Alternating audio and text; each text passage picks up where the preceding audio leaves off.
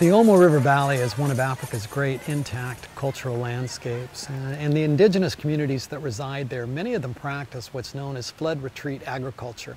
In other words, after the seasonal floods, the river retreats and then it deposits this fine layer of silt adjacent to the river. Well, that area is immediately farmed for sorghum and maize and beans, but that'll all change with the dam that's now being built a few hundred kilometers upstream.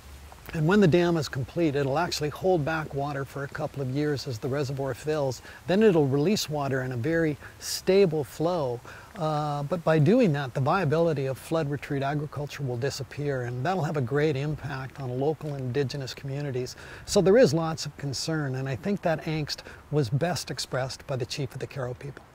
When we talk about the Omo River, we are talking about our life. And Omo River is everything for us. But we don't have anything to say for the government or for the local, but we simply say it's a shame if they take the water, we don't use the Omo River no more longer. Well, I think they were very much aware of our interest in the dam issue, certainly our interest in learning more about their culture. So they were very welcoming. At the same time, there's a lot of change occurring in the Omo Valley.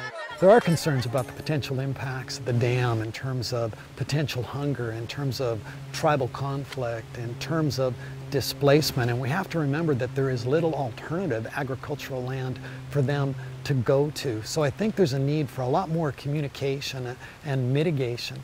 The people of the Omo have a very close tie to the river, and that has to be respected.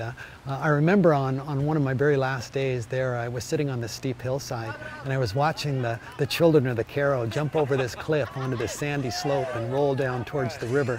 It's a game that they had played there for generations, and I couldn't help but think look ahead in future years and hope that the children of the Karo will still be playing that game. And my hope is that they'll still be doing it in the very same place.